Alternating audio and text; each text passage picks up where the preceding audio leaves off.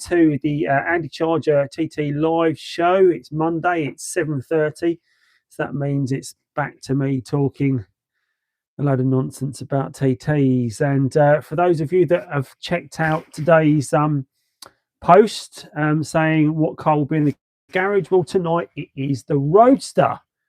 Here it is, and it's also, you'll notice, got the roof down. So if you're watching, please let me know in the comments that you're out there. I know there's quite a few people that said they're going to be jumping on tonight, so please do let me know. Be good to know who's out there. I'm just going to have a quick look at show all messages so I don't miss anything that comes in. So welcome along. See a few of you are already watching. Expecting hello Glenn, how you doing, buddy? I hope the car's going well. Hope we're still on track for Ypres. Christoph, how you doing, buddy? Glad you're out there as well. Another one of our channel members there with the green text as their name. So welcome along. I'm in the garage tonight. It's probably the coldest night yet that we've done this, so it's a little bit chilly. But yeah, welcome along. I see there's 10 of you out there already, so thanks for being here early and being straight onto the feed. We've probably got a couple of hours show depending on how much of the cold I can take. I've got two lights on me. So last week we were lit from one side, you probably remember. Tonight I've got a cool white and a warm white light to try and give us a bit of contrast. Yes, mate, I'll be there even if it's brilliant. Hi Andy, just trying to see how cold you are. Well, I've got my little my gilet on again tonight. Hiya Andy, how you doing, buddy? I know you said you were jumping on too. So welcome along. Stephen, I hope you're staying for longer than just to see how cold I am. I don't know if you can see my breath, but it's definitely cold out here tonight, really cold. But yeah, it's back to the road tonight. So I had a bit of a choice tonight of which car to put in the garage. Did think about bringing the black car around for the project car, because you've probably seen from the video, there's not a lot left of it. But I do want to strip some more bits off that before we send it off to be trashed, compacted, whatever you class it as, but to be disposed of. I'm not sure how I'm going to get off some of the parts and still dispose of it, because I do want to take off a few of the bits of the suspension off the subframe, so the carrier that holds the diff at the back and Haldex. I want to take that off because I haven't got a spare one of those. So look at the subframe on the front as well, see what condition that's in. Finally got that stubborn bush out of the control arm as well, so it's ready for powder coating. And I have also got the rocker cover off the old car, and just wonder what your thoughts were on powder coating that, guys. I've seen a few people that have painted it, but can you powder coat that rocker cover? And if anyone has done it, let me know. Put some gloves on, it's bloody free. Yeah, it is. Yeah, I've got one here. The trouble is, Stu, if I put some gloves on, I can't navigate on the phone, which is a pain. But we'll do that. I'll put one on. At least I'll have one warm hand. In fact, I think I've got a fingerless glove. So welcome along, guys. There's 20 of you out there now. It's starting to fill up. That's good. Hope you were well. Hope you had a good Christmas and New Year. So if I've not spoken to you since then, Happy New Year, Merry Christmas. I'm sure I have spoken to quite a few of you already. Hello, Heidi. How you doing? Hope you're well. It's been at least 10 hours since I see you as well. So yeah, hope you're all good. So I am just busy trying to get my hands warm. Yeah, there we go. At least I've got a glove on that I can touch the screen with, because that's the big problem. So again, we've got the Roadster. Hello, Phil. How you doing, buddy? Hope you're well. Hope the car's going well. Back in the garage tonight again with the Roadster. So I thought I'd talk a little bit about some winter maintenance and some ideas for you guys if you own a Roadster. Andy, Mortimer, I know you've got a lovely Merlin purple Roadster. So some of the things you might notice from there, I don't know if the camera's picking it up, but just sitting on the dash is one of these little Halton's pads. So for those of you that have a Roadster, in fact, those of you who have a coupe even, you leave it shut up over the winter and you're getting it in February time, not open the car up, and it's got a furry steering wheel. And if you've looked at that, the coupe in the garden, that Project TT that's in the videos, it's got a green furry steering wheel. It's quite common. The Roadster gets it when we leave it in the garage, and that's due to the moisture in the car building up, sitting on all those surfaces, and then of course causing it to be a bit nasty. Hiya, Carl. How you doing, buddy? Got my gilet on. Thank you very much, Carl. Keeping me nice and warm tonight. I'm not really doing a lot for my fingers, but the rest of it. But highly recommend you pick up one of these. I did mention that in my roaster, winter roaster tips, that what you can do is you can stuff a sock full of like cat litter. It does the same job, but these things are really good now. I'm just going to grab it off the dash. So just so you know, you get one of these. You might have one already, and basically it just sucks the moisture out of the air. So if you've got a roadster or a coupe you've left shut up for the winter, stick one of these in the car, stick a couple in the car, and you won't get that furry steering wheel. You won't go to a mouldy car. And the great thing about these is they've got these little blue discs on them, and they change to purple or pink when they are full of moisture. So all you need to do is stick it in the microwave for a couple of minutes. It dries it back out. You stick it back in the car. So they are an absolute godsend for those of you that want to keep the inside of your car nice and dry this winter. Now I have got the, there you go, stick it on the dash, that's fine. Now with the roof down, you'd hope it's not getting full of condensation anyway. But they do, they still build up and they still get furry and nasty. So highly recommend picking one of those up. This one, I just got to get it, they work great, got two in the car and two in the van. Yeah, aren't they great, Stuart? Now I did sort of doubt, would they be any good, would they last? This one's perfect, just one of these in the dash, it sorts your car out. But I've gone to bring the car into the garage tonight for this, literally at 7:10, and it didn't want to start. And I thought, that's not great. But I thought it gives me a chance to talk about a few things about TTs and obviously winter maintenance, things many of you may be putting your cars away. You may have already gone through those winter maintenance tips that I've got on my channel about looking after your cars in winter. But I thought I'd go through a few of those things tonight, and a few of the products that I've either been sent or I've accumulated over years that really help you out if you're looking to maintain your car over winter. Also use disinfectant wet wipes to keep the steering wheel doors and seat belts from growing legs.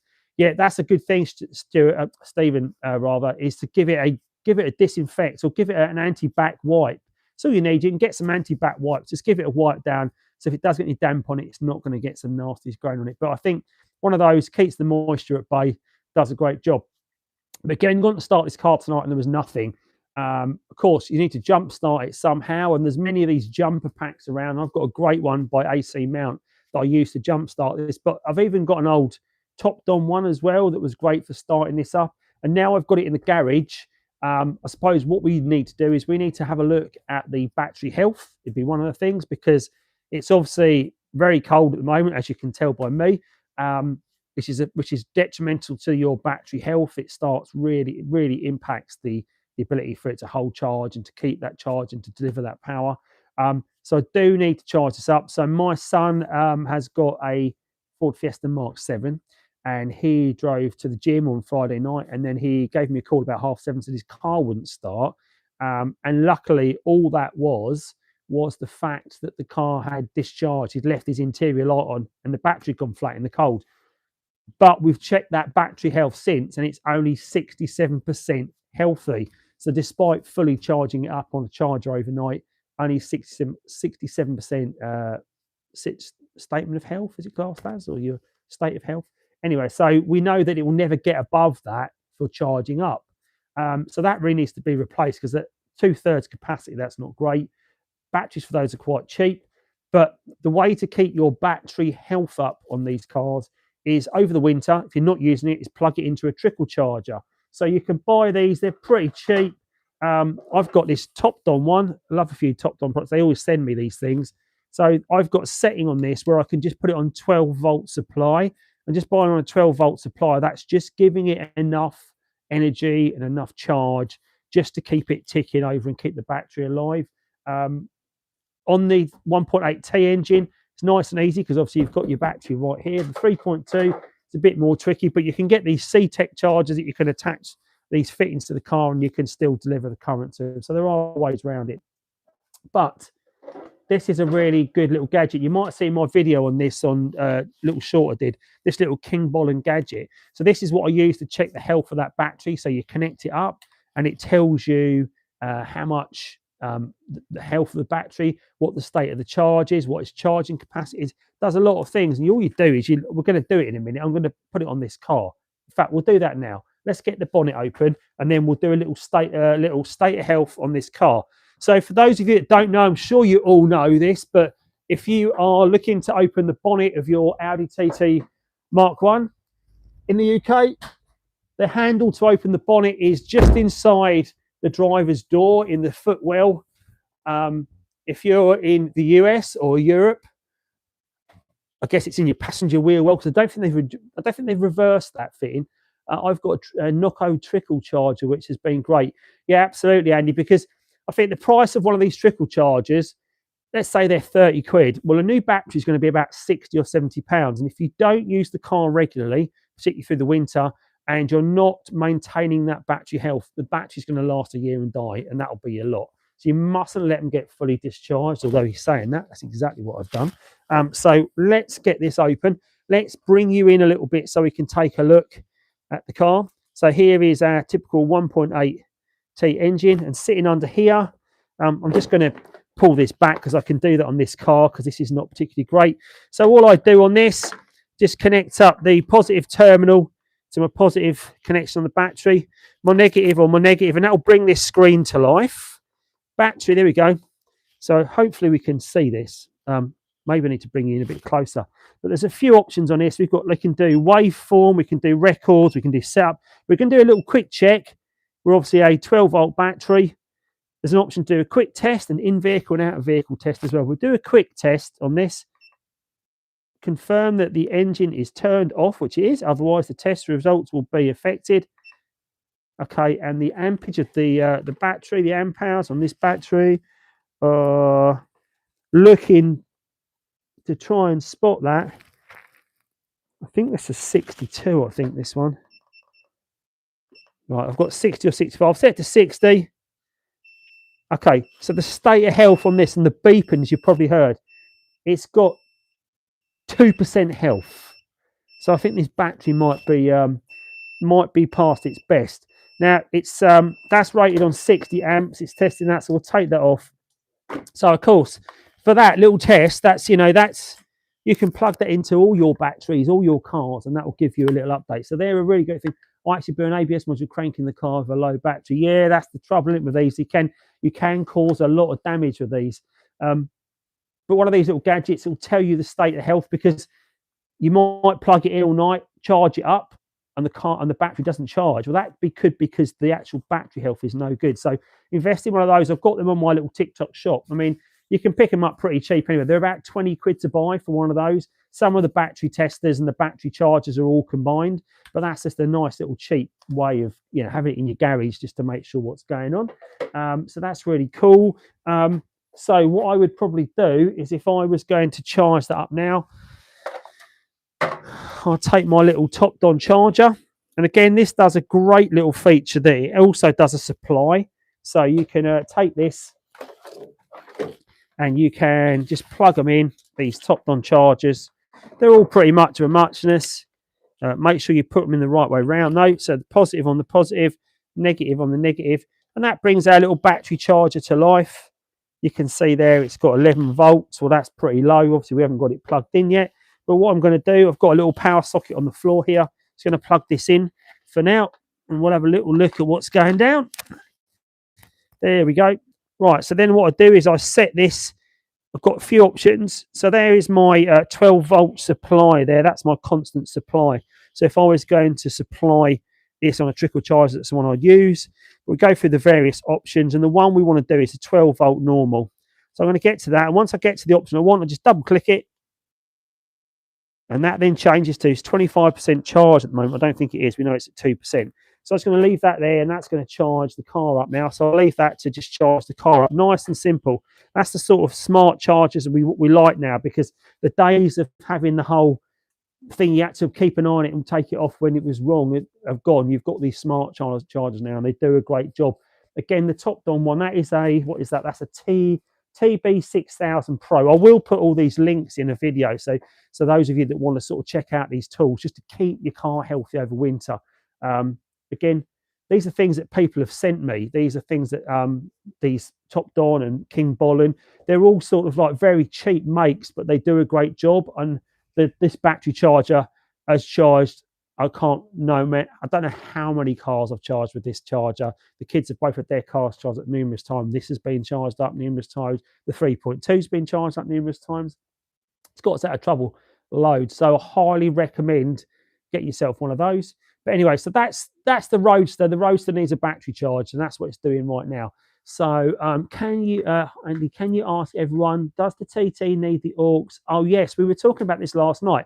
So for those of you that are have got a 225, you've got an auxiliary pump that runs. So when you turn the engine on, you run the engine, or even if you just turn the ignition on and then you turn the engine off, you'll hear a constant after run after it's turned off. And that is I think that's the secondary air pump, and it is cooling the turbo down. That's what its job is to do. So it runs for about 5 minutes afterwards to get cool air, I guess, or fluid or whatever through the turbo. Now, you can delete that secondary air pump, I think, to give that off the car. I'm pretty sure you can delete that. But Stephen's asked if that is possible, if you can bypass it and will it damage the engine. Firstly, Stephen, I'd ask why you want to remove it. That would be my first sort of like point. Why do you want to remove it from the car? I don't know. We didn't have that conversation last night. But guys, if you can let us know in the comments, can you remove that secondary air pump from the car? And firstly, and secondly, why would you do that? What would the options be? I'm sure you've got some great reasons why you'd do it. But it's getting a bit chilly tonight. But yeah, I see there's 23 of you watching right now. So if you're enjoying what you're watching, make sure you give this a little thumbs up, guys. So I know people are enjoying it. If you delete it, you will need to do a complete cool down. Comments coming in. I've not read that. That's from Glenn. Glenn said, if you delete it, you'll need to do a complete cool down every time, or turbo will only last a very short time. Yeah, that would be my thoughts. Christoph has put, yeah, he thinks you can remove it and just let the car sit after running just to cool the turbo. Not ideal, but yeah, something you do. I don't know why you do it. It's very loud in the mornings because it's okay, and replace the pump won't be till next week. Okay. Do you need to use that car then, Stephen? Is that you're still using it as a daily? Can't you get the Golf out? Hi, Pen here. 4 months ago, I got my 3.2 V6. Nice. I love her. No, nothing about cars at all. Here to happy 2026 towards you. Thank you for that, Pen. Welcome along. I'm glad you're enjoying the car. I've got, obviously on my channel, I've got a 3.2 V6 and I've got the 225 Roadster right here. We do cover both cars in depth, and hopefully there'll be something for you to check out. So please check out my channel. If you're not already subscribed to me, guys, please do make sure you are subscribed, because it will help you find more how-tos and videos on the Audi TT Mark 1. I was interested to ask, how many of you took the quiz? The 100 fact quiz. I'd be interested to know what your scores were. I did ask people to put scores in the comments. I think the highest score we got was 85, which I think is a really good score. A few of the facts, people were they were calling a few of them out. So I'm going to have to go back and check them. But yeah, it'd be good to know what you scored on the quiz, guys. So if you haven't done the quiz, go and check out the 100 facts for the Audi TT Mark 1 on my channel. It was a video that went out over New Year. Be interested to know what your scores were and see what was your most interesting fact you didn't know maybe about the car, because there's a few that I wasn't aware of, and I like to think I've done a lot of research on these cars, but things that I wasn't aware of. So yeah, be interested in what you say. It should be fine. Just don't rag it off. Yeah, read that already from Christoph. I watched it and I knew a few things. Well, that's good. That's good. So you're already building your knowledge, and that's the important thing. Is we're very lucky in the UK that our TT community is very very helpful, very willing to assist others with knowledge, questions, advice, sharing information about these great cars. And what I've found is quite a surprising thing, because I've probably been on the scene since 2020. I've owned this car since 2018. I've been making videos since 2020. So I'm in my 6th year now of doing content on these great cars. Is that a lot of these cars change hands quite frequently.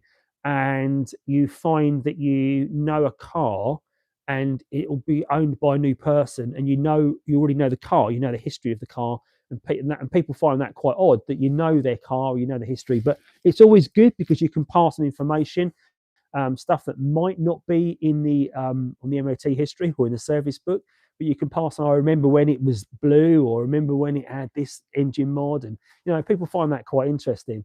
But if you've got any questions at all about the Audi TT Mark 1, please chuck it in the comments tonight. We've got a lot of great experts on tonight, a lot of people that know their apples. So if you've got any questions about the car, please put it in the comments. So this is the state of the roads at the moment. So it's obviously here. It's having a battery charge as we speak. I've got the roof down as well because I thought, well, do you know what? Bring it in. It's winter. I put the roof down, and it's also got. I was also going to show you where the CCM is on these cars. So for those of you that don't know, the CCM is a real Achilles heel of the Audi TT Roadster on the Mark 1, and that's because it sits in a roof void below the on the back parcel shelf of these cars in a void. And what happens is if the back window fails, or if your drains are blocked on the car, water can get into that void, and it runs to the lowest point, runs past the CCM, gets it wet on the way through, causes corrosion, causes the electrical components to fail. And that CCM stands for Comfort Control Module. It controls the roof, the doors, the windows, all the locks, everything, the boot, the fuel flap. It controls all those great features that you need to use in the car. And by losing that function, by losing that CCM, all those features stop working.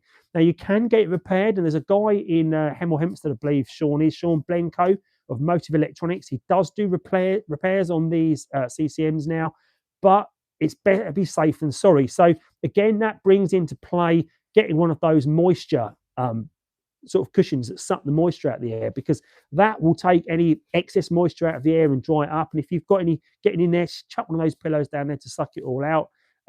Make sure your roof drains your drainage tubes are unblocked. They should be on most cars, and they tend to fail. But what we find on a lot of these cars is the back window will fall in and fail, and that's how the water gets in. And that because that is not using the roof drain at all. If that window's in, the water's going straight onto your parcel shelf, straight into that roof void, straight into your CCM. So it doesn't matter about your roof drains if your back window's failed. So if you do have a failed back window, I'd recommend you get that fixed as quick as possible. What have you got? Do you guys have a Discord channel or something? No, we don't, MB, but we have. Obviously, I've got a membership for my channel, which we use to have membership chats, which we use on. So there is a link to join my channel down below. So if you want to join it and support me, obviously you can subscribe to the channel. It's free to subscribe as well. But if you want to go that bit further and help me out and support me, buy me a coffee, whatever. Or if you don't want to join as a member, you can buy me a coffee tonight and keep me warm by clicking on the super thanks link in this chat. There's like a little dollar sign on it. You can click on that, buy me a coffee, and warm my cockles for me as such. But yeah, so but we haven't got a Discord channel as such, but there are lots of things that we do to help the community. You might have also noticed that very late last week, so on New Year's Day, I think it went out, I put a video live which was all about the upcoming events in this month. And the first of which has already happened, and it happened last Friday. We had a TT meet in Essex at the Swallowtails. We went there in the summer, in August. Great weather. It was a little bit colder, I think, on Friday. I didn't go myself, but I think there was 4 TTs that attended. So quite a small show, very late notice, but I think it was good to see some of the TT community out there. Gina from the TT Addicts, the boss of the TT Addicts, she was there. Jeff Bedford, good friend of mine, he was there also, representing his Imlay yellow car. And I think Tom Thornton was also there in his great TTRS Mark II. So there's lots of great cars going out, but we've got some great events coming up. And if you haven't seen the video, I'll just run through what's coming up. I don't think there's anything this weekend, but the following Saturday, there is an event for the South Coast TT group are organising, and that is at the Winchester Auto Barn, I think it's classed as. And that is a breakfast meet being organised by Jack Chitty. Great group of people, the South Coast guys. So that event is on the Saturday. On the Sunday, there is an event taking place at Blackbush Airport. It's a small airfield around Oxfordshire Way, I think. And they are running from, they're doing a drive at 12 o'clock from the Blackbush Airport to Caffeine and Machine, the Hut. Now, those who haven't been to Caffeine Machine, why have you not been there? Great little cafe. But there's got 3 different venues, and Caffeine and the Machine, the Hut, is the venue they're driving to. And that has got one of our fellow TT Mark 1 owners, a guy called Jack Barton, is the chef there. So Jack runs a great set of food and drink there. So if you want to get along, join that. I think we just got a new member join, have we? Who's that? Thank you, MB. Thank you for becoming a member. That's brilliant to see. Hi, Jack. Welcome along, buddy. I hope you're all good too. Yeah, MB, thank you for joining up as a member. Much appreciated. Thanks for your support, guys. And of course, the membership is growing all the time. So really appreciate this, that the channel's really starting to take off and you guys are really helping me out. So really appreciate all the love and support you guys give back to me, and hopefully you're getting stuff off me as well. So really appreciate that. What was that? MB has sent me a coffee, I think. Thank you for giving me the first super of the night. Someone's just bought me a coffee. Thank you, buddy. Really appreciate that. And you've also joined as a member as well. So you've done doubly good there. Thank you, buddy. I really appreciate that. It's so great to know that what I'm doing is good.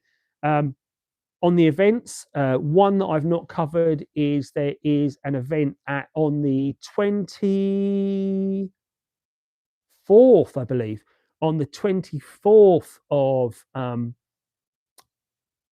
January at the Podium Place. I don't know if you've been to Podium Place, guys, but it's a great little venue down on the south coast. Well, it's not on the south, it's at Newbury. Brilliant little venue. But if you want to check that out, please do. Proudfoot and that will be totally worth going. It's a little local. Sorry, guys, I just missed your chat there. This would cover a coffee only if you do it yourself. It's okay, buddy. Any donation is greatly received because you help me buy a tea bag. I have just reading up for the comments, guys, because there's people that have put messages out and I've missed a few things. Sorry, Nathan put, what do you think about switch gas engine with a VW diesel? That has been done. There is a diesel Mark 1 TT that knocks around. That conversion has been done. It's quite rapid, I think. But look, it's a pretty cool conversion. So we have got one in the UK. I think it's a green one. I think it's like a metallic green colour as well. See if I can find out about it, Nathan, and maybe share some details on it. Michael Roseland lens. I would keep the V6. Yeah, I'm keeping the V6. Don't you worry about that. I have a Mark 1 3.2. Recently, I'm hearing a lot of rattling noise from the engine. Took it to the shop and they told me that the chain tolerance is okay, but should I still replace it soon? How many? He Won Lee, how many miles has your 3.2 V6 engine done? They are good for about 100,000 miles normally on the original chains. If they've had the chains read and they're all within tolerance, that should be good. I would make sure you've got plenty of oil in the car. Check your oil levels to make sure that noise is not down to low oil. They are... we've got a few people that posted up yesterday, funny enough, about this. So the 3.2, it has a habit recently, and a lot of them failed on my blue car, is that you had an oil pressure sensor. It's an absolute pig of a job to change as well on the 3.2. On the 1.8T, you can do it from the top. It's quite easy. But on the 3.2, access is a real nightmare. But that's a common failure. And you get the red oil can flashing on the dash along with the beeps. And if you get that red oil can warning light and you get the beeps, turn the engine off and get it towed to a garage is the only advice we can give, because that's basically telling you that your engine oil pressure is low. And if your engine oil pressure is low, it's not lubricating the engine, which could cause damage. Now, the 3.2 has a habit of having this oil pressure sensor fail at the moment. A lot of people have had this. I say I've had it. So it's actually a false positive. It's not really a bad oil pressure sensor, but it's not bad oil pressure. It's a bad sensor. But it's definitely worth getting checked. And again, get it towed to the garage. Don't risk it. So I'd always check that. But yeah, if your tolerances are good, so if you have got the right plug-in tool at home, you can check your own tolerances on the chains, and you need to plug in a sensor, and on your app or whatever tool you use, you scan for blocks 208 and 209, and your chains will then be a reading of between 0 and they go up to 8.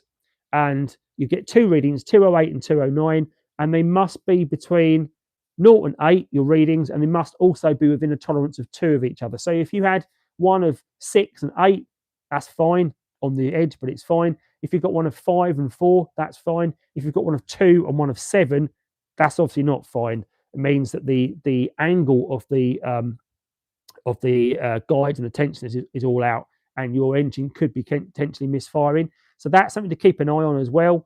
I do a great video. Well, it's a bit modest, isn't it? I do a video on which has got a lot of great detail in it about the 3.2 V6 engine deep dive, and it talks all about the problem with chain stretch, how you can avoid it, ways to drive the car to avoid it, a lot of information about the problem that really affected this engine back in the mid 2000s, when there was a lot of failures of this, and it was down to a variety of factors, some driving and some down to manufacturing issues, because the chains even had the manufacturer stamped too far into the links, which are causing the chain to fail, believe it or not.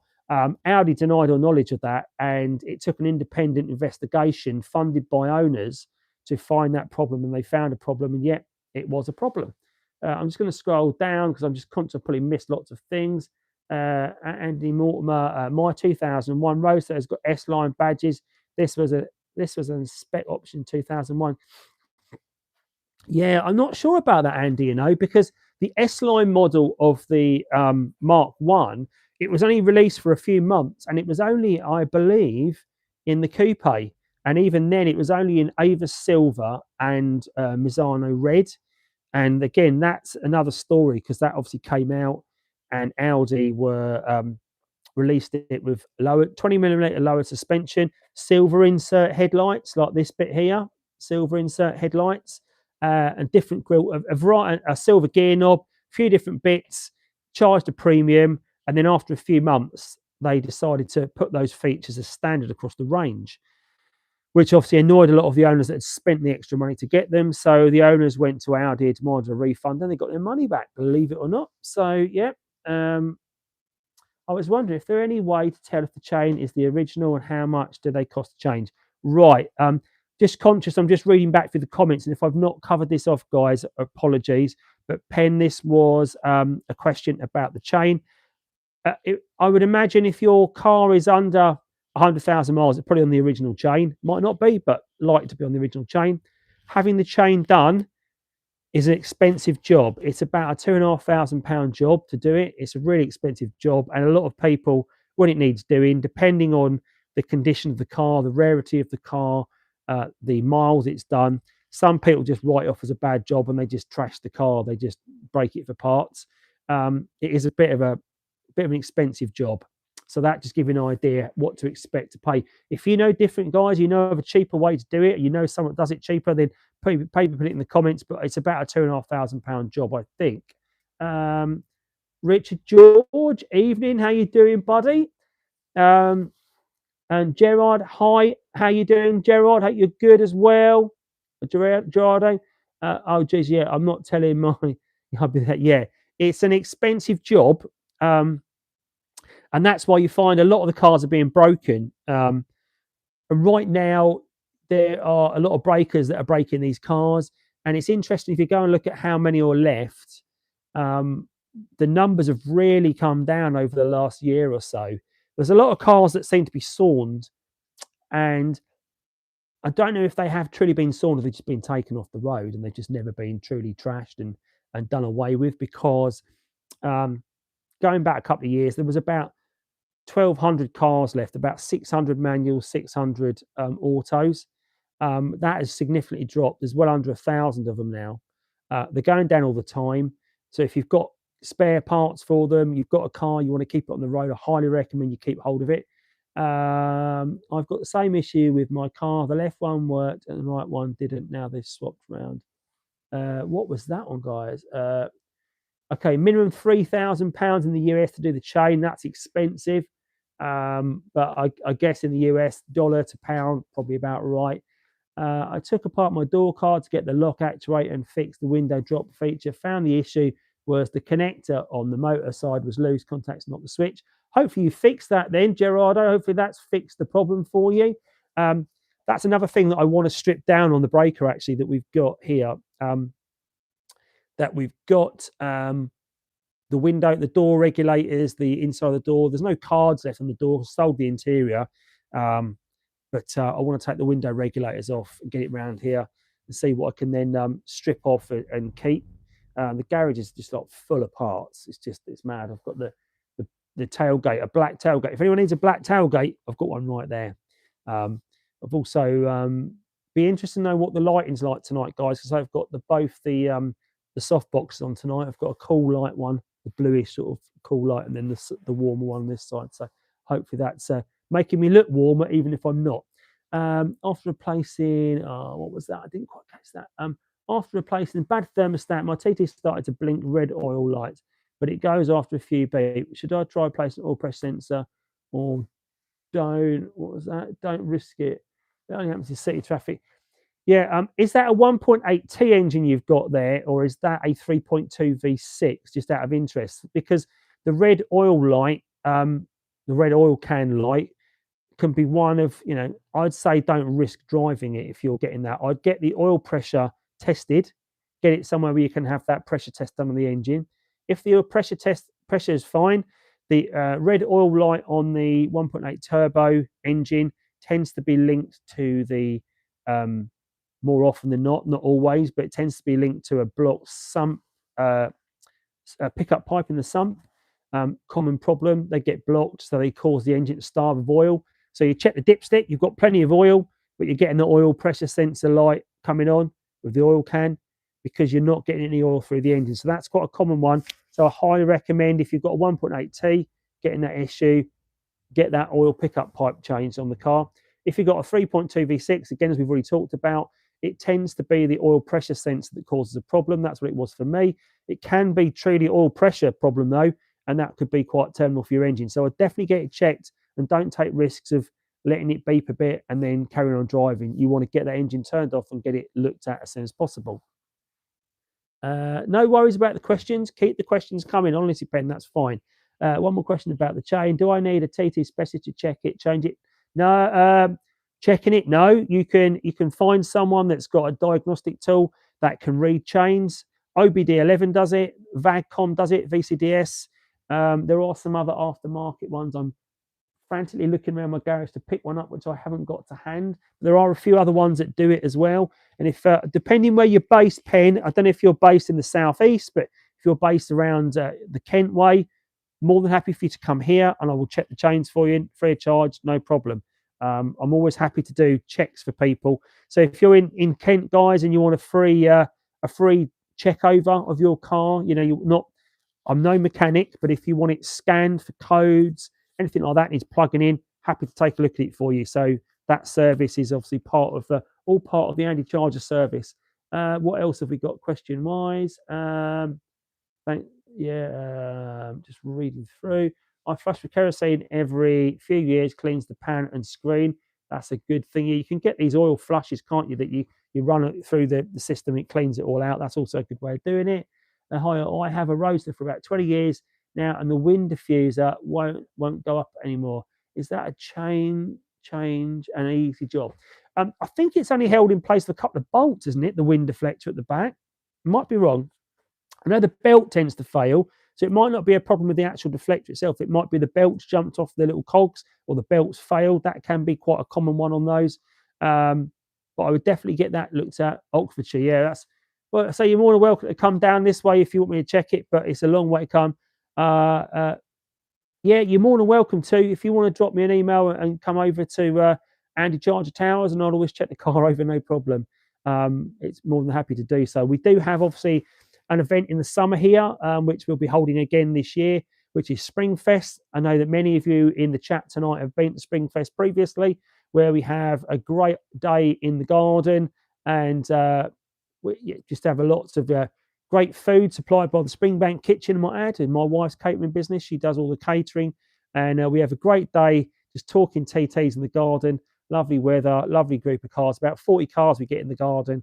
Good day. I'm sure people in the comments that have been, they'll probably attest that it's a good day out. So if you want to do that, then you're more than welcome to come along. Yes, the belt needs to be changed. Yeah, I think you can change the belts. I've not done it myself, and this one's actually okay. It's one of those jobs, until it goes wrong, I don't want to sort of start fiddling too much and changing stuff, you know. So, but if it does go wrong, I'll be happy to do a video. If you're enjoying what you're watching tonight, guys, please do give it a little thumbs up so I know people are enjoying what they're watching. If my wife's watching, can you make me a cup of tea? It's really cold out here. It'd be nice if you brought me a cup of tea to the garage. I bought a Nost new old stock 2004 TT convertible. Guys, 120 miles on it, 1200 US, 120,000. I guess that must be. Found my headlight switch was dirty. My fog lights would not come on, so I took it apart and cleaned it with some sandpaper. Not fog lights. Not fog. Oh, now fog lights turn on. That's great. All these little jobs, isn't it? It's brilliant doing these little jobs, because there are things, if you went to the garage, they cost you money. Like plugging your car in. If you take your car to a garage, say you've got a engine management light come on the car, you take it to the garage, they'll charge you £50 to plug that in. I mean, that's mad. You know, if you've got your own tool to do it, it costs less than that to have your own tool. And I've got a video on OBD2 tools actually on my channel. So if you have not checked out that guide to OBD2 tools, how you can do scanning of your own sort of codes on your car, deleting. I've always got a OBD code reader around, so I get sent quite a few things from different suppliers. So if anyone wants a cheap one, I've probably got one for sale at any one point. So happy to do that. Evening, I've just a quick question. I have a 1.8T, 180, not BAM. Yeah, it wouldn't be a BAM if it's a 180. And I've got a fault code P1296. Is it okay to drive? I don't know what 1296 is off the top of my head. But if you Google it and put it in the chat what it is, oh, there you go. Richard George, use either a temp sensor or radar on the first. Yeah, so the temp sensor fails quite frequently on these cars. It is a bit fiddly to do, but you can do it yourself. Would recommend getting it done, because if your car's not really getting truly up to temperature and it's causing problems, then your engine's not really being protected. It's not actually, if it keeps cooling your car down too much, it might be, if your engine's not getting up to temperature as such, it's not getting the protection from the oil. My wife loves PT Cruisers. Please help me change her mind. Well, that's down to you to change your mind. Can't really do that. But yeah, I mean, what's not to love about these cars? If so that Noidf or name, if you want to check out why you should own one of these beautiful cars, these roadsters in winter, because people think of a roadster and they think of it as a summer driving car, the sun out, you know, roof down. No, I say these cars are best driven roadsters in winter. Right now, it's freezing cold. It's freezing cold all around, right? They're four-wheel drive, most of them. So they'll hold the road really well as long as your Haldex is working. Get that roof down, get your bobble hat on like me, get the seats cranked right up, get your glasses on, get yourself out in the sunny weather the weekend. If it's sunny weather, get yourself out and drive your car, and just tell me it's not the best feeling taking a roadster out in the winter. I think it's better than driving it in the summer. And I guarantee if your wife loves PT Cruisers and you took her out for a spin in a roadster with those seats cranked right up and you've got the wind deflector up behind you, as long as you're not that guy in the chat that's got a problem, and then the whole cabin is like warm. There's no wind coming in. There's no wind noise. Just a beautiful driving experience. And that, I'm sure, would sell it to her if you want to do that. Bring her off on a romantic drive and tell her that you let her walk. Let her walk him. TT's a fabulous. I don't understand that, Stephen. I misread that. Maybe I've not read it right. Check coolant. Yeah, water pump leaks, etc. Yeah. Worst car ever. Oh dear, that's not a good one. Failed green. Top temp. Oh, you're all giving advice there. Thanks, Kenneth, for that, buddy. I hope things are good over in Scandinavia. Chrissy Jones, usually, yeah. So we're all getting the same sort of advice there. It's all about that temperature sensor, I think. But yeah, no worries, Matt Bay, on the advice. Hope that all works well for you there. Guys, if you're enjoying what you're watching, please do give it a little thumbs up so I know you're enjoying watching. So you've got 20 likes out there tonight, 25 people watching. So there's definitely people watching. Haven't pressed the button. But if you have pressed the button, don't press it again or you'll untick it. But if you've not pressed it to give it a thumbs up yet, please do give it a thumbs up so I know you enjoy watching it. And also come back and watch it tomorrow and give it a hype as well. That's a new feature on YouTube. You can hype videos. It gets them more popular, gets them out to more people. If you're enjoying it, share it with people tonight as well. So if you've got people out there, mention it to people, get them on. I didn't really share it on any of the Facebook groups tonight. So if people are watching it, then please get it. What's up? I sent you an email. Hope you got my car. Chris Andrews, when did you send me an email, buddy? Please let me know what you sent me about. And hello from Germany. Hello, Elias Frund. I found so many TT in UK for a good price. Does the car have problems with rust? Yeah, a lot of them do. They're not. Rust is a problem over here on the cars. Not all of them, but some of them, or a lot of them, have rust. That is a problem. I'd say the cars that I've seen on the continent in Europe are a lot better condition than a lot of the UK cars. We have a great TT event coming up in April the 11th in Ypres in Belgium. We have the TT International Show, which we hold at Dicuss. So for those of you that haven't been before, highly recommend come along. Those of you that have been before, I'm sure you know how good it is. Then we have a great TT event, TT International event, where cars come from all over Europe and meet up. 10 o'clock it starts on Saturday, the 11th of April. We're going over on the 8th of April, and we're going to Ghent on the first night. And then we're driving to Ypres on the Thursday for the Thursday and the Friday, staying in Ypres Saturday as well, driving home on the Sunday. And we have a fantastic event with cars from all over Europe. It's so well attended. The hotel that we book is called the Ariane Hotel, completely sold out now because everyone is coming this year. And that's a big hotel to sell out. So that's someone messaged me on Friday and said, "Hi, Andy, just looking to book the hotel and it's fully booked. Have you saved any rooms?" I thought, well, no, I haven't. I have for myself, but I don't block book rooms for other people. That's why I put the videos out there. So I give everyone the information, and then it's down to you guys to book your accommodation and your whole trip, because then you can make it as cheap or as expensive as you want. The Ariane's a very good hotel, though, I have to say. The Friday night we have a meal as well at the Trumpet. Andy, I know you're coming to that because you messaged me and asked me some details. 7:30 at the Trumpet for dinner. That will be full as well, I'm sure, by now. But see if they've got a table. Email the Trumpet and see if they've got a reservation available for Friday the 10th of April. That's when we're meeting. Prices look like they're on the up. 3.2s around Christmas time. We'll send again, Chris. Yeah, I've not seen that, buddy. Please do send it over. I don't know what your question was, but I'm more than happy to take a look at it, buddy, and see if I can help you. Please do send it over again. It's getting a bit cold. I've got to put my hands in my jacket because I've got it on full chat this gilet tonight, but it's not keeping me warm. It is keeping me warm, but it's not keeping my hands warm. So I'll put them in there because then I've gone touch the elements inside. Oh, this is a great little gadget as well. So I might give I can't really do a demo of this tonight, or could I do a demo of this? So if you are, I don't know if it's this little torch, right? And all the little features it's got on it, but can you see how thin that little torch is, right?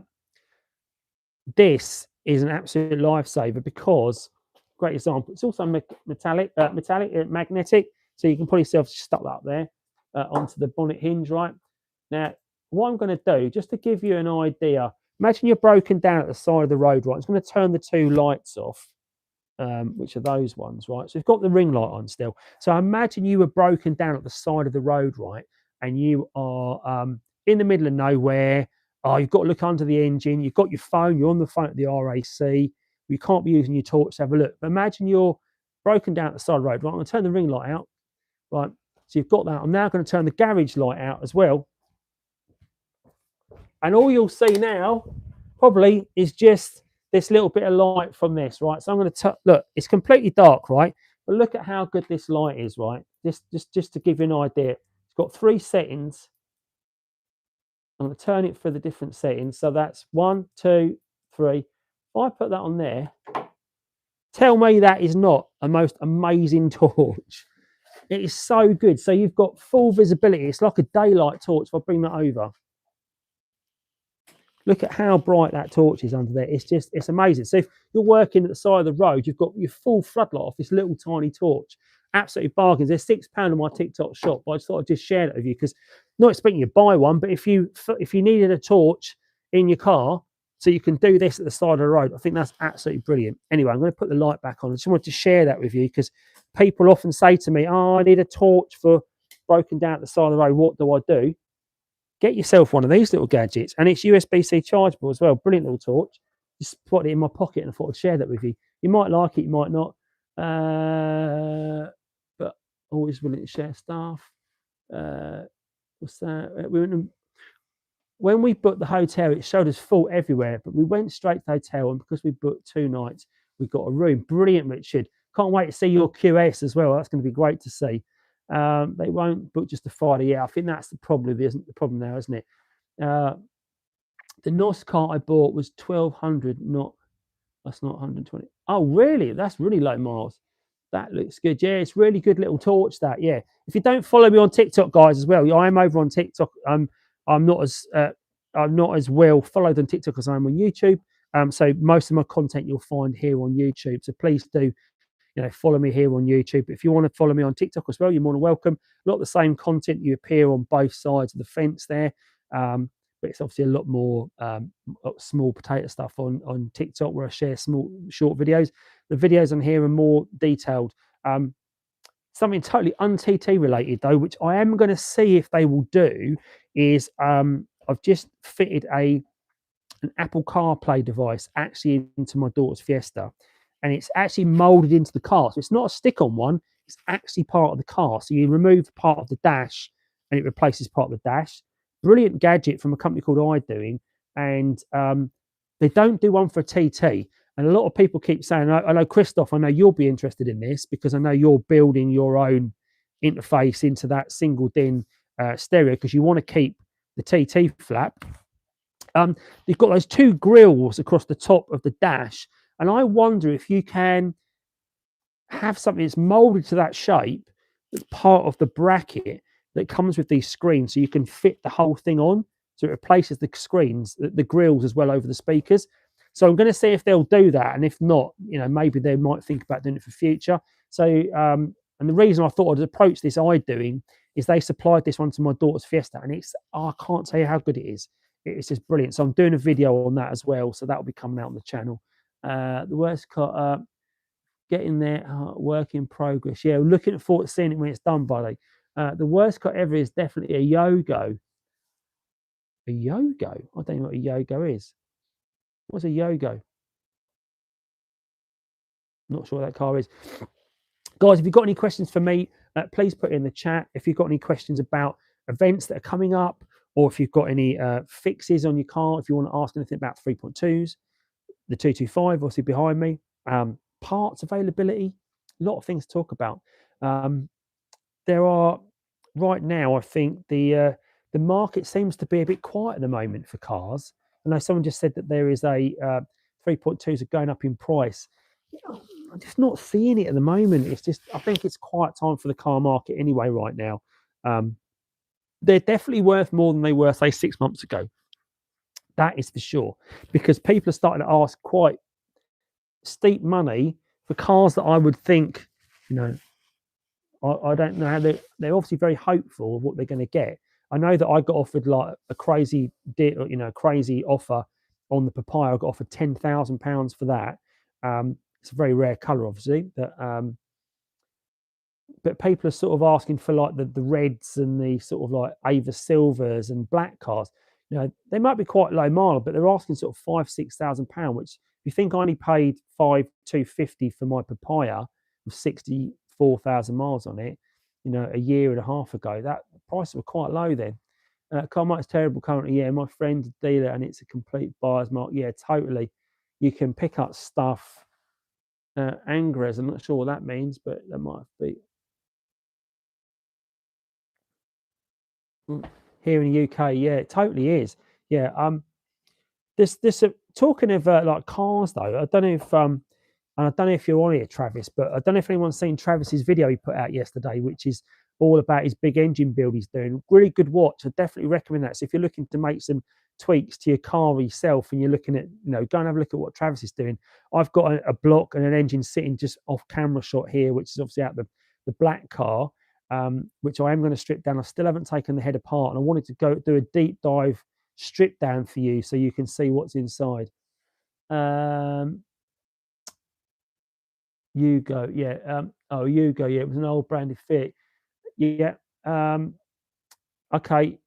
Yeah, they were awful. Yeah, I do remember that. What's your age? I don't know if someone's asking what my age is. I'm quite old. I'm in my 50s, but I'm still doing content on YouTube. So hopefully that's a good thing. And I'm still bringing a lot of good. Stephen's on here as well.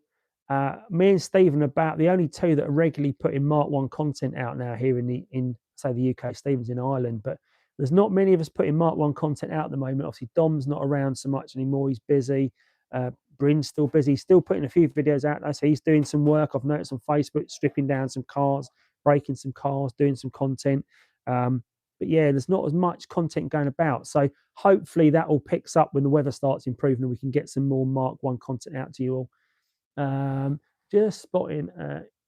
Yeah, I got AnyLet CarPlay for my TT. Works great and only costs $37. That's brilliant. Already Bluetooth enabled my stock Bose. Brilliant, James. That's a great work.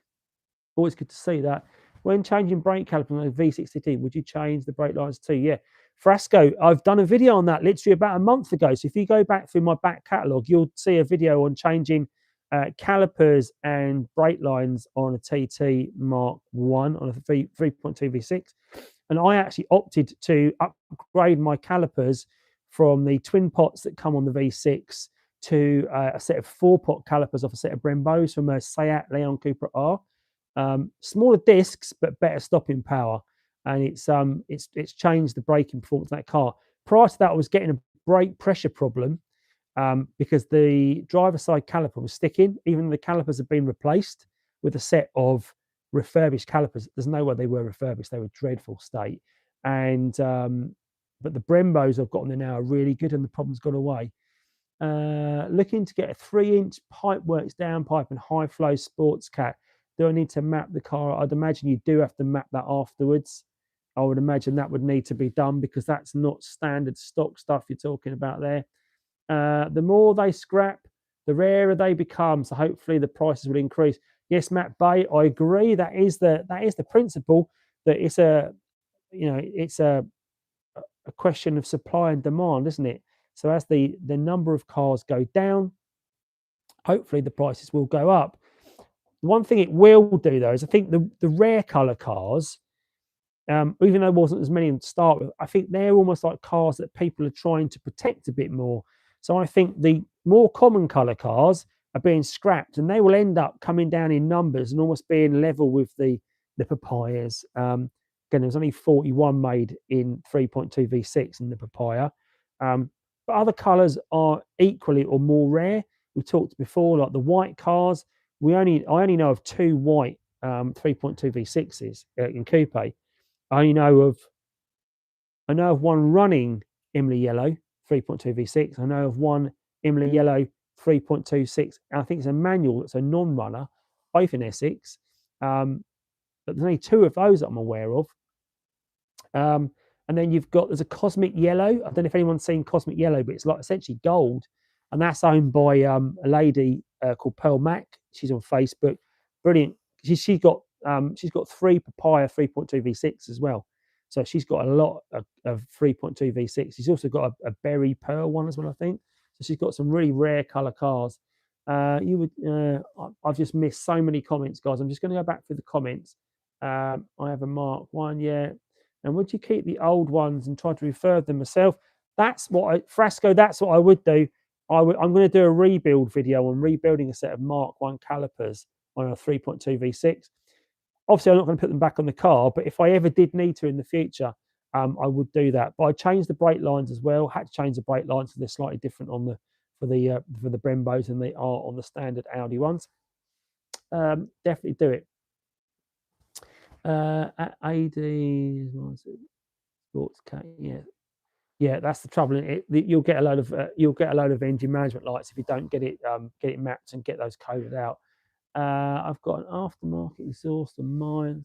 Going that far, put an intake. Yeah, you're gonna have to map it, aren't you? I mean, if you're putting all those features on to get the best out of it, you've got to map it. Yeah, that berry colour is gorgeous. Mine is a deep sparkly blue, which I've grown to love.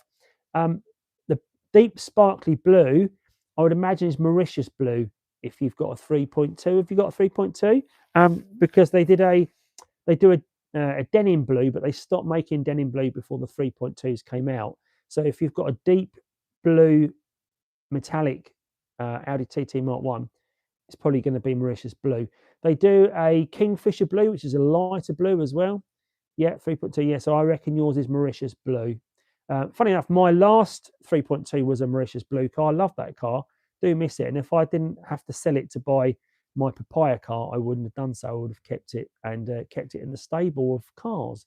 But you can only keep so many, can't you? And then you need to make room for them. But it is what it is. But I do miss that car. It was a great car to drive. Had a great time going to breaking down in it as well a couple of times. I broke down in that at Simply Audi in front of everybody, which was quite embarrassing. Broke down at Cobham Services on the way back, which is less embarrassing but longer to wait because I had to wait for the RAC for 8 hours. Had a few breakdowns in that car. Yeah, I've got a denim blue, but I wish I had Mauritius. Yeah, so Chrissy, if you've got I think yours is quite an early one, isn't it? I think yours is 2000, but but denim is definitely a 2002, 2003 changeover colour, I think.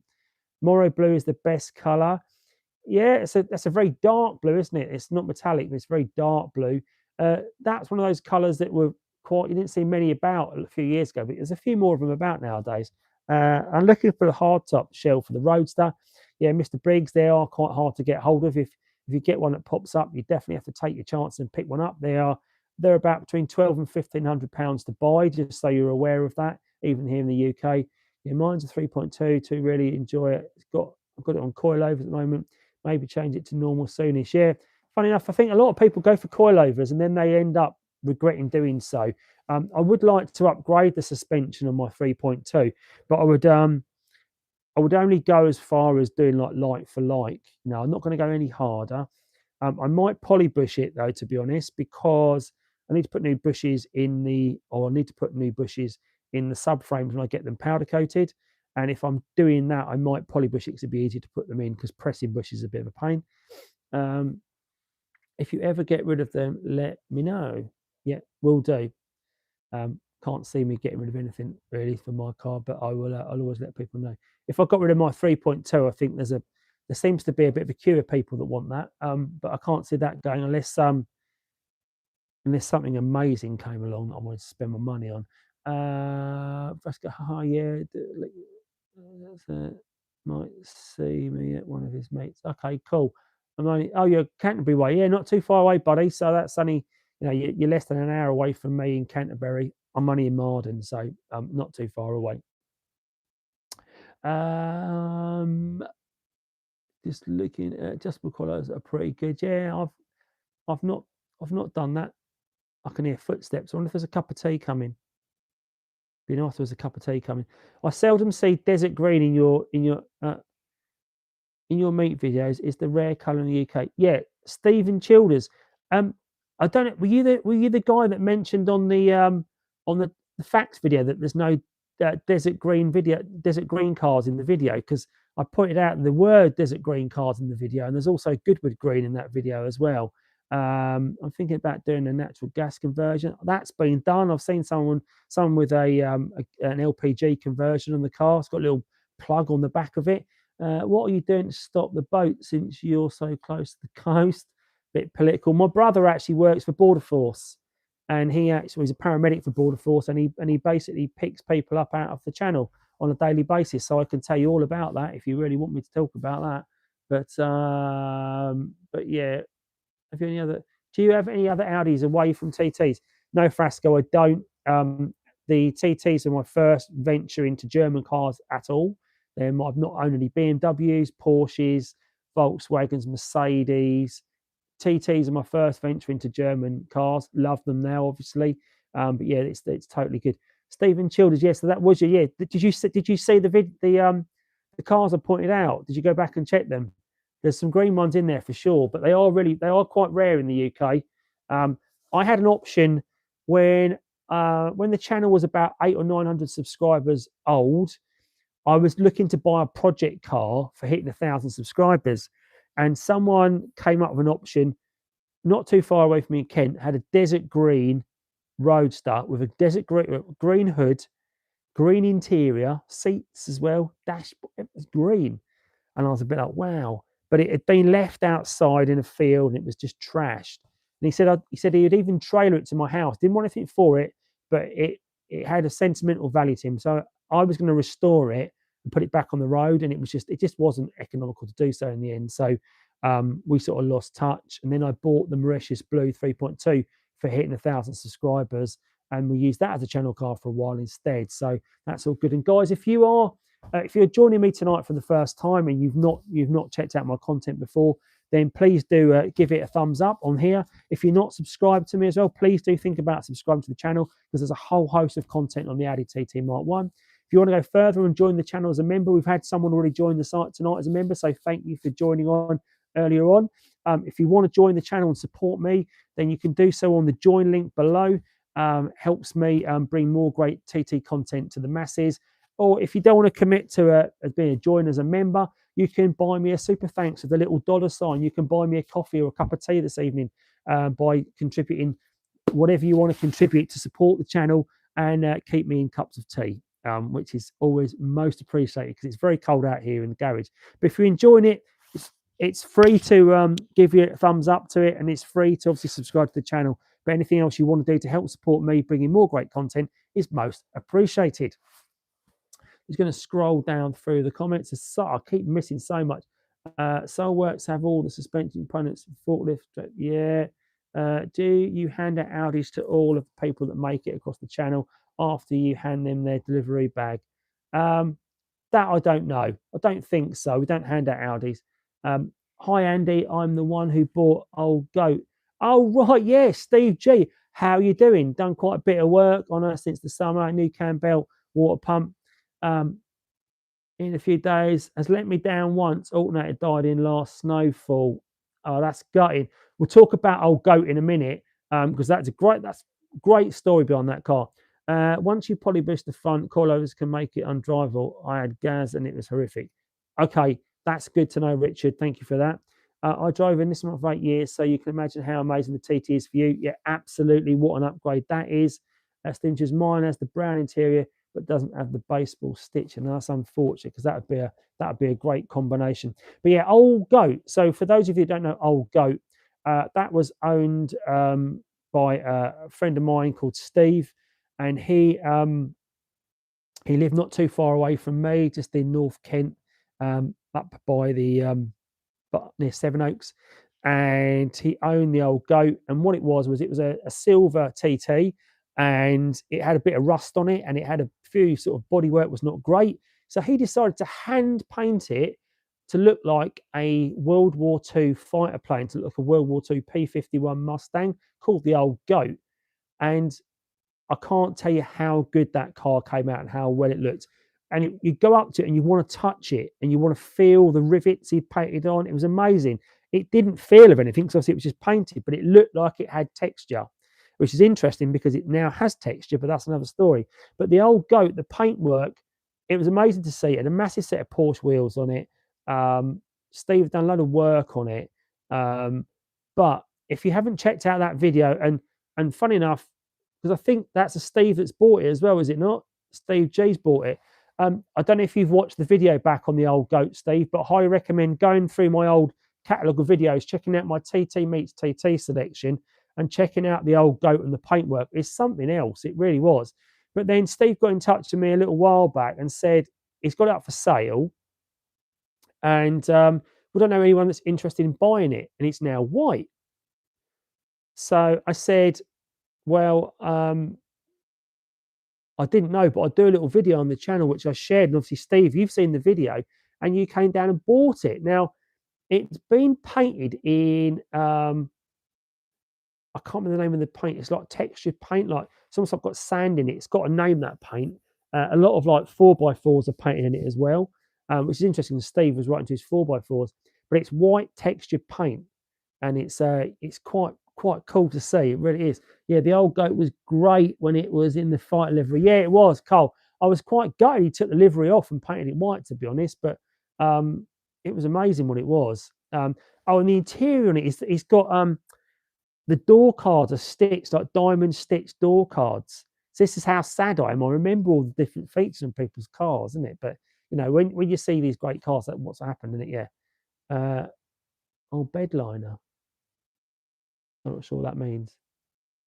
Not sure. I'm in the market for a TT Australia. The price is a bit higher. John Smith, welcome along. There's a few guys that follow me in Australia actually that normally on this feed, and it's quite early for you guys to be on. But yeah, massively appreciate you guys joining us tonight. So if you want to try and find one in Australia, that might be a bit of a challenge, but I know they're quite expensive cars to buy. God, my feet are really cold tonight. I need to go and put an extra pair of socks on. But yeah, the old goat, what a great car. I've seen some really good. In fact, Richard George, you're on here. We looked at your the thing that the texture paint's called Bedline. No, it's not called that. It's got a name like Shark or something like that. I'm sure someone will point it out in a minute. Oh, you saw the video, yeah, great. But yeah, Richard, your old red car, your Amulet red car, we did a great video together on that. Did we? A very early video on that. Raptor paint. That's it, Steve. Raptor paint, not Shark. Raptor. That's the name of the paint.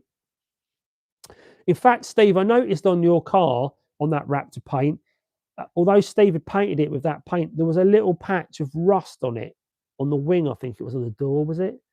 I don't know if you've managed to sort that, but it was coming through the paint a little bit. Yeah, we did a great video, didn't we, Rich, on that? It was a great video, great day. And I remember you had a really hard suspension on your car, and you had to come across all those potholes at that golf course, which was pretty awful. You had to drive very slowly down there. I remember. But yeah, great day.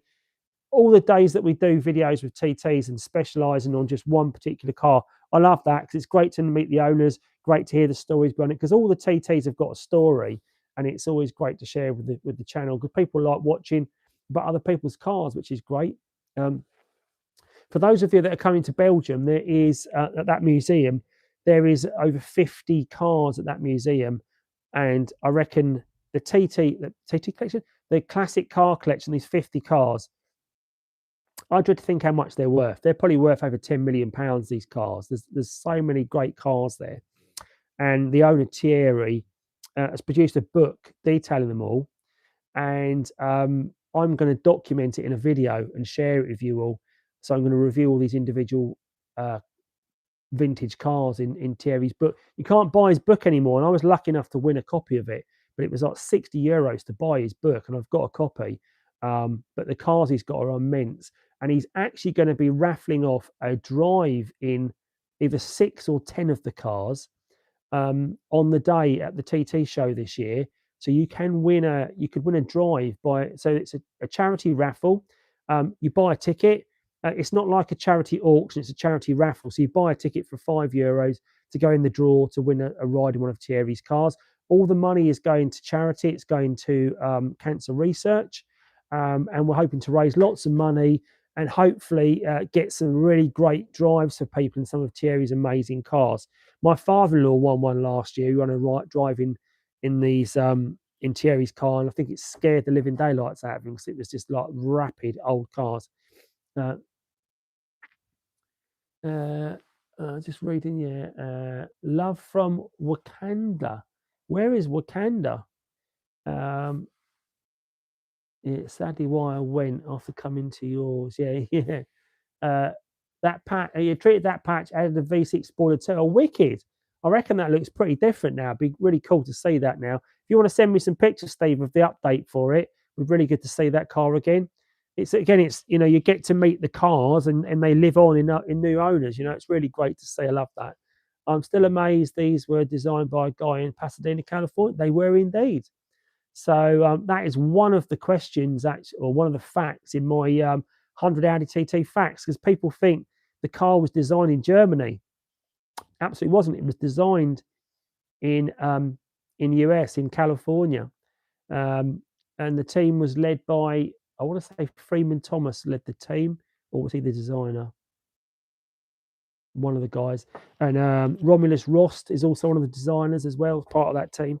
So there's some great minds that went into that, and they did when they were designing the car. They spent time between Germany and California. So there's a great website called www.audi-tt.eu. It's run by a friend of mine called Frank Smulders in Holland, and he's got so much history and detail about the Audi TT Mark 1 on there. There's so much you can learn, so much information about the one-off cars as well, the individually built cars, some great cars there. But he also talks about the design journey and how they flitted between Germany, California. The design team did an awful lot of miles, those guys, while they were coming up. And then they even, when it took it down into Italy, to the design team down there, because a lot of the finesse and the final design was done by a design team down there. Obviously, it's a Bauhaus form equals function principle. It's why it is so unique, the TT. And funny enough, my wife and I were talking about it this evening, and we were saying how having one of those Apple CarPlay devices is about all that you need in one of these TTs to bring it bang up to date, because all the features, it looks like a modern car, because all of the individual features inside the car, the aluminium features, they're all, these aren't plasticky stick-on bits. These are all, milled and lathed from aluminium. They're amazing, like all the air vents, the door handle, the door pulls, the gear knob, the pedals. It's all done from aluminium. It's amazing. But yeah, there's some great features of the Audi TT Mark 1. Hopefully the light's still kicking on still. I can see the sound still coming out tonight. I've got a little light that tells me when the sound drops off tonight, so hopefully you can hear me nice and clearly. And hopefully the soft boxes are doing their job to light me up nicely. I'm going to try and do some videos recorded like this with these soft boxes giving me this light, because I think it's quite a good, hopefully should be a good picture. Still got plenty of battery left in the phone tonight, which is good as well. So if you've got any questions about the car, anything you want to ask me about, anything that you're struggling with your car, please do put it in the chat, guys, and we will see if we can answer it. You probably notice on my car, there's no sound suppression or deadening on these panels. I see some of the cars have got that. I don't know if your car's got that, but mine hasn't got that. Neither of my cars have got any sound deadening on the bonnet. If you've got it, let me know, because I don't know what would cause them to apply it to some cars and not others. Bit of a strange one. I'd also think with it being, if you had sound deadening applied to under the bonnet, it's going to add a bit of the thermal properties to the car, keeping the engine a bit warmer, which is not always a good thing, because people tend to put vents in the bonnet to let the air out, to cool the engine down easier. But it's what it is, isn't it? But so I wonder how we're getting on. So this is, do you know what? I've obviously not, do you know what I did? So I've been charging the battery while we've been online tonight. Because I turned the power off the lights, didn't I? So we're at 50%. So it's charged up 50% of the battery while we've been on online tonight. Now I don't believe that's demonstrate build quality for sure. Yeah, absolutely does. It's just a fantastic car, isn't it? It's just a wonderful, wonderful piece of engineering. But guys, if you're enjoying what you're watching, please do give it a thumbs up. See, 32 of you have already given it a thumbs up this evening. Still 26 of you out there watching as well. So glad you've all stuck around tonight and you're enjoying it. And hopefully you're enjoying what you're watching. Again, if you're not already a subscriber to the channel, please do check out my channel and subscribe. Please let me know any maintenance jobs you've got coming up for your car as well. What you're getting up to. That's exactly what I was wondering about, sound and heat loss. Yeah, I think that is that's a problem, isn't it? That if you put the sound deadening on there, you're gonna radiate that heat back into the engine, keep the engine warm, and also particularly, you want to get that turbo cooled down as much as possible, even though the air when it leaves that is going to be cooling itself down, also, isn't it? So people tend to put on these cars a front mount intercooler. Seems to be a popular upgrade for these, so you can get as cold air as possible into that turbo, and that's another good reason to be driving these cars in the winter when these temperatures are so low. Think of how cold that air is and how expanded that air. You're going to get the best bang for your buck right now when driving these cars from a performance perspective. What was the name of the website for the drive shafts, Andy? Yeah, J&R drive shafts, they're called. If anyone in the chat has any good ones near Bristol. Christoph, yeah, J&R Drive Shafts is the company that I use. .co.uk. Obviously, I put the Roadster has got new drive shafts on it because that had failed the MOT on that, and I put a brand new drive shaft on, and it's good as gold. Hope it continues to be good as gold because I've obviously got to take this car around France for 2 weeks in June, which will be a bit of an adventure for me. So I'll be doing that. Looking forward to doing that. We're having 3 nights in Rouen before we go on to the onto Monaco. We're going to drive all the way down to Monaco, and a day in Monaco. Drive the Formula One track as best we can in the car, and then come out of Monaco and probably drive back. So, why do why do the window regulators wear out so much? I'm on my second TT now, and regulator's gone. I think it's just a weakness of the components. I think. You've got to remember these cars are over 20 years old. So components, electrical components will wear out, mechanical components will wear out. And I think the regulator's got a bit of both going on. So they are going to wear. So always worth getting hold of some spares if you can. My garage, again, is a TT spares warehouse, it feels like. So I've got most things should I have a problem with my car in the future. But definitely would recommend stockpiling spares. I've got down here on the floor, I've got a pair of front control arms. I've got a rear subframe to be powder coated. Got a front subframe hanging up for a 3.2 V6. You know, stockpiling these components are good because you can't buy them new anymore. So when they come up on a breaker, definitely pick them up if you're planning on keeping the car. That is, because don't forget, if you're not planning on keeping the car, run it until you've had enough of it and then pump it on. A lot of people selling cars at the moment, well under £1,000, I've noticed as well. So if you're looking for a cheap bit of fun on a 225, although I notice a lot of these cheap cars, if you read, they say it hasn't been driven for a little while, or it's stormed, or it's been off the road, or it runs okay, and then it has this problem. Well, you are buying a car that's got potential problems, because don't always believe that the people that are selling the cars when they've got a problem are honest, because there might be problems with them. Always do your own research. There was a 3.2 V6 for sale a couple of weeks ago, and when you look at the MOT on it, it's got advisory, so it looks great on the top, but there's loads of corrosion underneath, and that's going to cause you a whole world of hurt to have that all to be fixed. So always think about that. What else we got going on? I have a front glass bonnet with vented scoops, mulling it over. Worried about raining because however it is right above the cylinder head. That's the trouble, isn't it? That if you are causing anything where rain can get in, particularly above the cylinder head, all around there, that's going to end up working its way onto. There's a lot of electrical components, don't forget. So under here, you know, if we took this off, so obviously I've still got my cover, all my plastic covers on, but under there you've got all the electrics that are going to the coil packs as well. So that's going to be sitting under there. I know a guy that comes, one of my fellow TT organisers actually, that comes to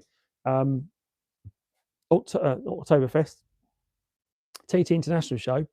Simon, he's got a load of vents in his bonnet that allows the warm air out. But again, I've never really asked him, but I'd imagine it lets water in, or can do, into those coil packs and the electrical connectors, which is not great for electrical components. So definitely worth checking on that before you do something like that. There's a couple of guys that run track cars as well, and they have looked at different bonnet vents to let heat out. Of course, if you're running on the track, you're going to be generating an awful lot of heat. Steve G, I think your car has been tuned, and it is running a bit more. It's running about 260, 270 brake, or it was, I think. So you are going to be generating a lot more heat out of that, but not to that level. John McFarlane, hi Andy, what is the best place to buy these TTs you are talking about? Been looking for a while. I'm in Scotland, enjoying the channel. Thank you, John. Appreciate that, buddy. Thanks. I'm glad you're enjoying the channel. There's always a couple of TTs that come up for sale in Scotland, and they're always, I don't mean the same ones, but they tend to come up for sale, and for a very reasonable price.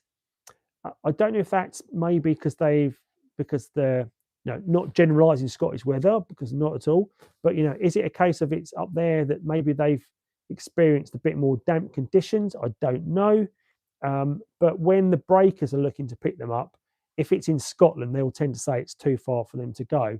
So I always think, well, if it was that good a car, people would go and pick it up. I do know of one breaker that picked up a very tuned up, let's say, Audi TT Mark One that was owned. It features on my TT meets TT playlist that I made, and that was owned by a guy who I think he had about 300 brake horsepower out of it. Well, no, I think he had more than that. He had about 400 and something brake horsepower, but it was over 300. Of course, you go over 300, you've got to start looking at forging engines and stuff. And I think it had a stroker engine in it as well. And yeah, it was and we call it the wee Scottish Beastie. So there are cars about. If you look hard, John, you will find some. If you're looking for a Mark One, that is. I know that my godson is in Scotland, and he was looking to sell his Mark III a little while back. And but yeah, so if you're looking for something a bit more modern, I think he might still have it for sale. But of course, if you're looking at my channel, you're probably a Mark One person looking for a decent Mark One. But they are out there, and again, it's a buyer's market. So right now is the opportunity to buy, because you can get yourself a bargain, nice low mileage car with lots of lots of great features, and you get a lot of car for your money. Because even any of these cars, remember, you're buying a 225, let's say, you're buying 225 brake horsepower in essentially a it's a two-door coupe or a two-door roadster, a two-seat car normally, because they have got two seats in the back of the coupes, but they're not worth having. My advice: if you've got a coupe, just fold your back seats flat and use the extra luggage space. That's what I'd say, because they're not worth having those seats. A lot of people do rear seat deletes anyway, but you can do that. It saves a bit of weight, but doesn't really make a big difference. But by removing or by putting your back seats flat, it does give you a lot more luggage space for moving stuff around. So I definitely recommend doing that. It's 10 to 9 or 5 to 9 rather. But if you've got, hi Andy, I purchased last year 3.2 Roadster manual, 6,000 miles, nice and low. 3.2 coupe manual, great cars. Dom featured a video on the coupe, one of a kind 3.2 Sport during the live chat.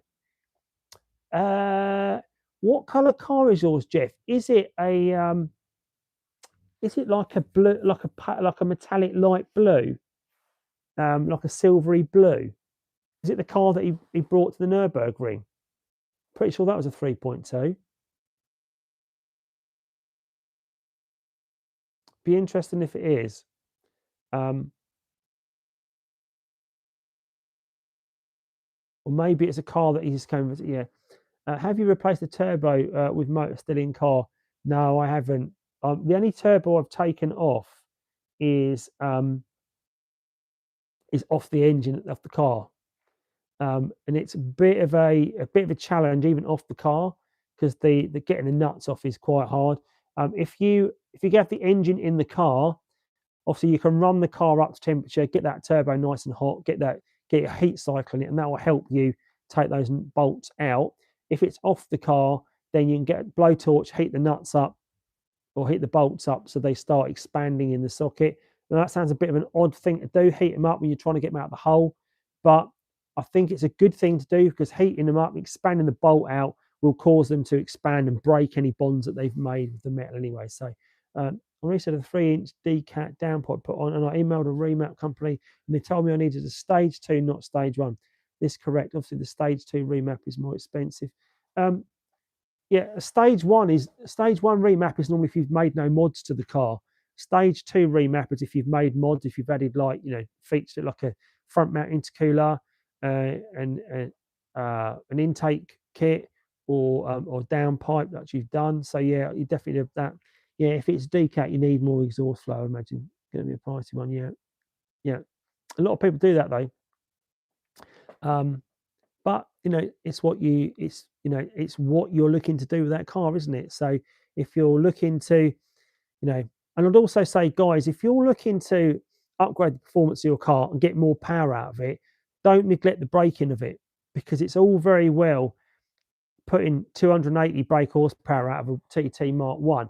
But if you haven't got the stopping power for it, and if you haven't upgraded the gearbox and you haven't upgraded all the other bits, you're going to start finding the point of weakness is going to creep in, and your car is going to start causing you loads of problems. So if you're going to start upgrading stuff, you need to be making sure that you've got the budget and the time to go about it properly and do all of it, because just upgrading the performance and the speed is not going to be great for it. First mod should always be brakes and tires. Yeah, absolutely that. Absolutely that. Because you need to be able to stop these cars, so that's definitely something you need to upgrade. But so there are options for brakes out there, some great braking options out there, and the brakes aren't great on them anyway. I thank for the advice. I'm looking at no more than 225, maybe less. I like my engine. Yeah, absolutely, Matt. That's the thing, isn't it? That people like to upgrade engines and add bits to them, and I get that. It's all great fun. People like to modify the bodywork. People, me personally, I like the car as it is. I like to keep it standard because I see these cars as investments for the future, and keeping them standard will be the cars that make the most money. What I always think is a bit of a strange concept is people will buy a car for say £2,500. They'll go and chuck £2,500 of parts on it and then expect to get £5,000 back out of the car. Ain't going to happen. If you are upgrading that car with loads of parts, you're never going to get your money back unless you take the parts off and sell them individually. And even then, you've got a challenge on your hands, just so you're aware. Because if people upgrade a car, they're only going to pay nowadays that maybe a very slightly bit more on a performance car than they are on a standard, but unlikely. And if anything, I think it's going to affect prices because a standard car will be worth more money in the long run. If you look at a lot of the hot hatches that say from the 80s that are worth the money today, cars that are worth money today than big bucks cars, these are cars that are standard, haven't been butchered, haven't been fiddled or tinkered with. Cars that have been tinkered with are not worth as much money. And that's because people want that originality. They want the standard cars. But, it depends what you want out of it. If you want that car as a keeper, a garage princess for the future, then you need a standard car. If you want to have some fun and fiddle around it, you've got no cares about what happens to it in the future, then crack on. But that's not what I do. That's I understand both sides of it, totally do. But for me, I want to keep my car standard. Is it best to get my car serviced by an Audi specialist? Yeah, there are some. You're obviously in Oxfordshire. Just up another couple of counties up, you've got Bryn from BWS TT, Proudfoot and Ivy. They are. He's a great guy, great service. If you look BWS TT up, he's got a great YouTube channel as well, helping a lot of people out. He will do you a great service. He's an Audi. What he doesn't know about Audi TTs isn't worth knowing. But finding a good Audi specialist that knows your car and knows the features is highly recommended because just a general garage might not treat it with the care and love it needs. I'm happy with the Malone 1.5 tuner 2.5 from FWT. Hello, Phil. How you doing, buddy? Welcome along. Got a few of my lovely green members in here tonight now, which is good. Welcome along. So those of you that are Phil's obviously one of the members. His name is appearing in green. I know that Christoph is on here as well. Richard's on here. Now we've got a few of the members on here tonight that are that support the channel. If you want to support the channel, yeah, BWS TT. That's right, Proudfoot. But if you want to support the channel, you're not already a supporter of the channel, then please do click the join link below to give me a follow and to support the channel.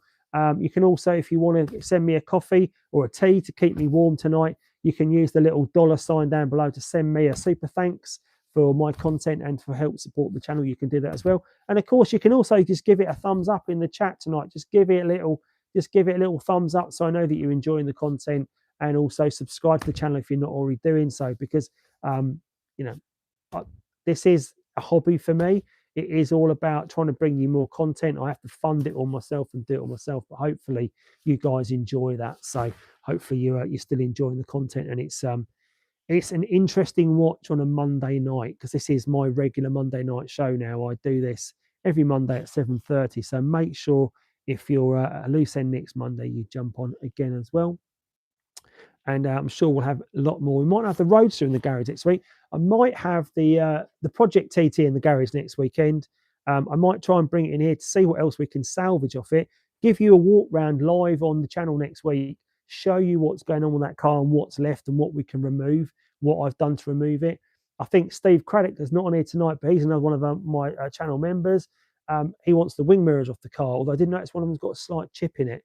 But they're black wing mirrors, so if anyone's interested. A little late, I was driving. That's all right, Nathan, you're more than welcome to join on. But the instrument cluster in my Mark 1 is not great. The only thing that works on mine are gas and heat. It's lots of lights, but it runs fine. Yeah.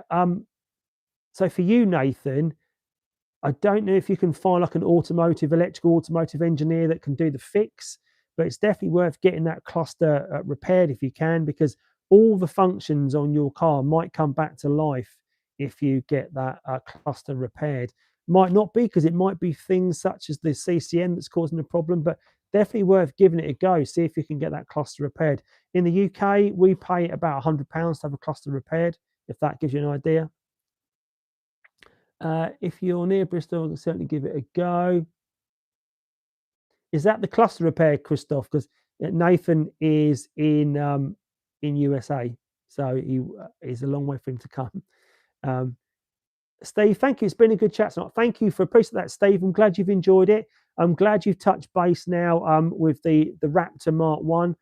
Please do send me a message so we can have a chat and find out some more details about the car. I'd always be interested to see what's going on with the old goat. Yeah, he could swim across the pond. He could catch a flight as well, I guess, but it's a long way to come for poor old Nathan to come out to the UK just to have his cluster fixed. So Nathan, if you can find somewhere local, I mean, Travis might be able to help you out. So TT Travis YT. So obviously Travis's great channel. I know a lot of you know Travis's channel. He might be able to put you in touch with someone as well that can help you out and get that cluster repaired. It would be good to get it looked at, wouldn't it, to get it back up and running, working properly. So cold. I'm gonna have to wrap up shortly, I think, guys, because it is really cold tonight, and yeah, I'm starting to lose the feeling in my feet. But I hope you've enjoyed it tonight. I hope you've had a good. It's been a good bit of content. We've still got 22 people on, 36 likes as well. So obviously some people are still watching and enjoying it. If you've got anything you want me to cover off before I jump off, happy to do so. Again, they're talking about bringing the Project TT in. I still haven't done the alternator on the 3.2 V6, and I need to do that. I need to get a new one in. I'll probably have to tidy the garage up, roll the Project TT in and get it right up in the garage so we can dismantle that more, and then put the 3.2 V6 behind it here so we can work on it next week. We've got to get the bumper off to get the alternator off. Obviously, it's quite a job. I need to get a heater in my shop. Yeah, I've got this great gilet on, Nathan. It is nice and warm, but yeah, I haven't got a heater in the garage, unfortunately, which I do need. Despite having my new garage door done, because it's because obviously we've got the new garage door on down there now, which you can see, which does keep well, it's supposed to keep more heat in, but it doesn't really do so. It's still quite cold in here. But I hope you've enjoyed the chat this evening. I'm going to run it to 100 minutes, I think, and then I'm probably going to call it a day and get in the warm, because you guys have been great for sticking with me tonight while I've been freezing in the garage. And of course, don't forget to follow the Andycharger channel if you're not already a member. Really appreciate all the guys and girls that are subscribed to the channel. It makes me really humble, all the people that do follow the channel and come up to me and sort of speak to me when we're out and about now. It's great to know that I'm helping you guys out. Don't forget, if you want to pick up those little gadgets, definitely pick up yourself a battery charger for this time of year, battery tester rather, or the battery charger that I've got on as well, because that Topdon battery charger is great. I do need to speak to Topdon actually, because they're going to send me some more gadgets for me to review. I'll do a few more reviews on the channel as well. Oh, thank you very much. Someone's just Proudfoot and Ivy, thank you for sending me a little donation, super thanks. Really appreciate that. I hope you've tonight's helped you out as well. I really appreciate you sending that to me. Thank you very much. And yeah, guys, if you are enjoying what you're watching, you want to send me a little super thanks, it's most appreciated. Buy me a little cup of tea, cup of coffee, all helps keep the channel going. One thing I do want to recommend that anyone should have as well, and it doesn't matter which one you get, but I'm just going to have to put the camera to one side just for a second. while I go and grab one just to show you this. So you can get, these are different manufacturers do these, right? So this one's by AC Mount, and this is a jump pack, right? So there's the jump pack.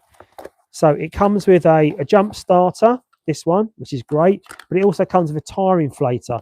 So this little jump pack, it's also a power bank as well. So if you want to get one of these, they range in price from about £20 to about £80. And what that does, it allows a portable jump starter for the car. So you don't need another car to jump start your car or to be plugged into mains. Pick up one of these and keep it in your car. Keep it charged up, obviously. And then you can jump start your car if it breaks down or has a problem.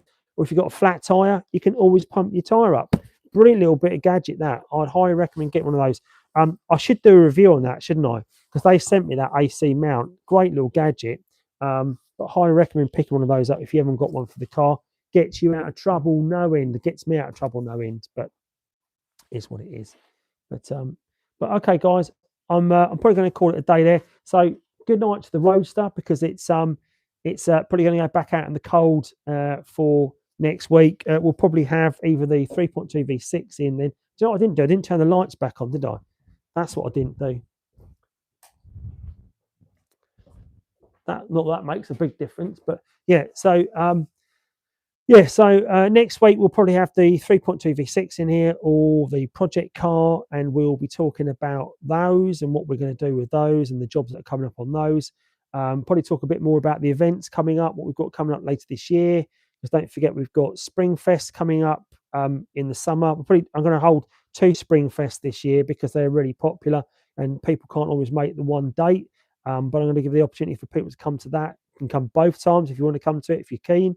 And we're also going to have Quattrophenia the first Saturday in September. We do the London to Brighton run, don't forget. Of course, the big event this year for us is going to be the run from, well, not the run, but the run to Ypres in Belgium, where we're having the International TT show on the 11th of April 2026, Saturday, April the 11th, 2026, starting from 10 a.m. at Caddy Cars in Ypres. Oh, we just got a new member join. Oh, 2 new members, have we? Who's just joined? Oh, Steve G, thanks for becoming a member. Carl Foreman, thanks for becoming a member. 2 of you guys just joined immediately there. That's great. Thank you so much for being a support of the channel. Love you guys for that. Carl, you do a lot for me, I know, because you've supplied me this wonderful gilet as well, which is still keeping me. I hope yours is keeping me warm as well. And we'll definitely have a catch up soon. And Steve G, thank you for your membership and supporting the channel. Really appreciate that, buddy. And I definitely want to have a look at the old goat in its new guise shortly. So definitely drop me a message about that. Thanks, guys, for giving me all the support. It really does mean a lot to me, and means I have to now keep making great videos for you all as the membership continues to grow on the channel. So thank you very much for all jumping on tonight. Really appreciate it. Much love. Look after yourselves, and I'll see you back on here next Monday night at 7:30 for more TT chat, hopefully with the alternator off the 3.2, or maybe we'll do it live. But thanks anyway, guys, for joining tonight. Take care. See you soon.